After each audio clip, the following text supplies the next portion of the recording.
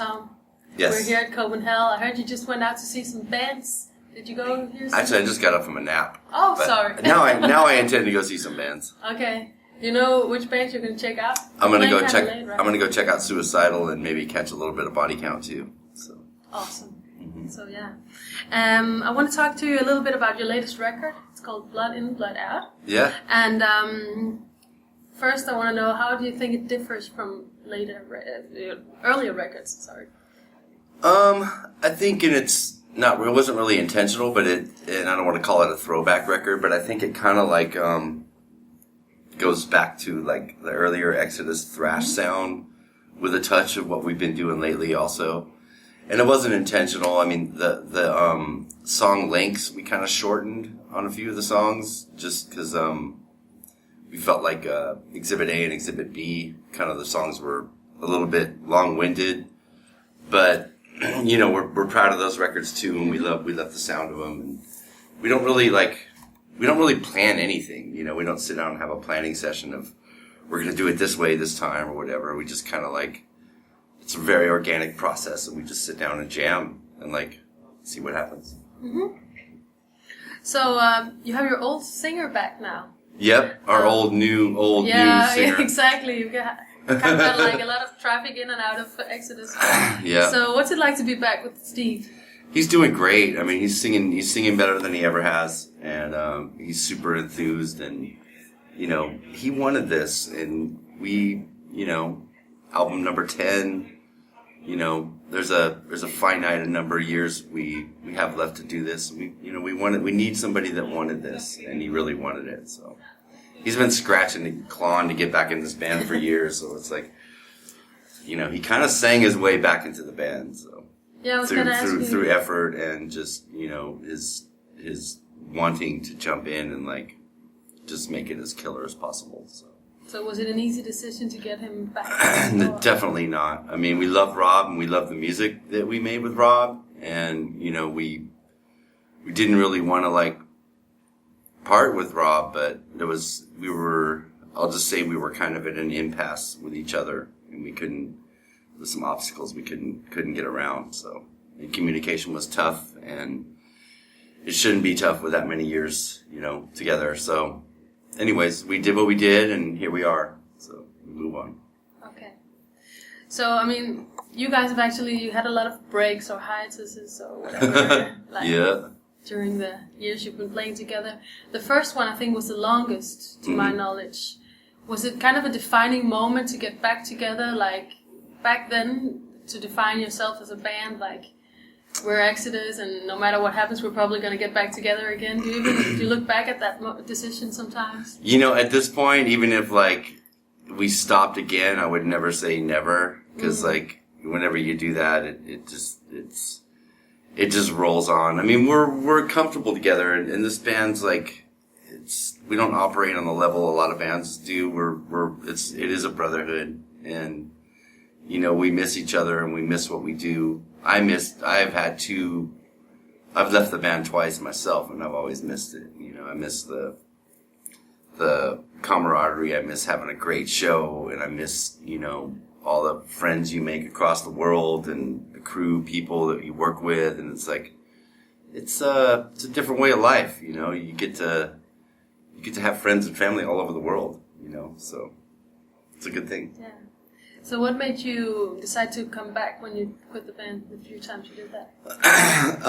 I just felt like it was time. I had missed making music, and, you know, Paul Bostaff had left the band at that time, and Gary called me up, and they were under contract to make more albums, and Gary said, hey, you want to make a record? And I'm like, I don't know, man. You know, I don't know if I want to do this anymore, because I was like living a totally different lifestyle. I was a mountain man, like doing construction in the woods, and you know, I loved it. And I said, why don't you come? So he came on up to the mountains, and we had a jam session in my garage, just him and I was like, this feels good. Let's do it again. Cool. So I want to talk to you a little bit about you guys being a band that kind of defined the thrash metal genre, at least one of the bands who did that. So on your Facebook page, it says something like, Exodus are primed to help make the thrash nation as strong as it was in the mid-'80s. So what is thrash metal to you? That's a pretty bold statement. Yeah, I know, and it caught my attention. So what is it to you, thrash metal, and your mission to bring back the thrash? I think we just, we do the best we can to do what we do personally. If other bands are doing great out there, playing this kind of music, it's a tough business, and it's a tough genre of music because it's not, it doesn't sell a ton of records and, but it is a really good, package to see live. You know what I mean? This kind of music is best delivered live, so I think that's how it survives, is because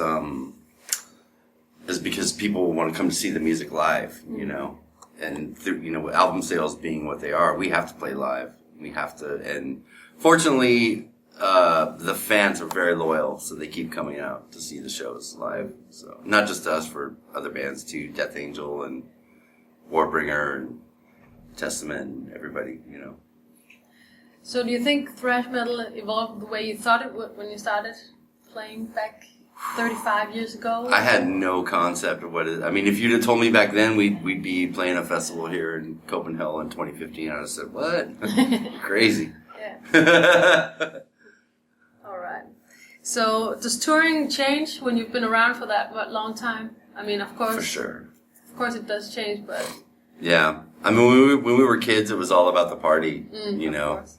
It was all about glug, glug, glug, whatever, and now it's calmed down. We don't do the drugs anymore. We still enjoy, having a few shots and beers once in a while, but other than that, it's calmed down. I take it, what used to be all about the party, I look at it as more of an adventure now. I try to organize a vacation at the end of each European run to where I can go do something outside of heavy metal at the end of the tours, And it's fun. I like hanging out over here. It's great. Cool.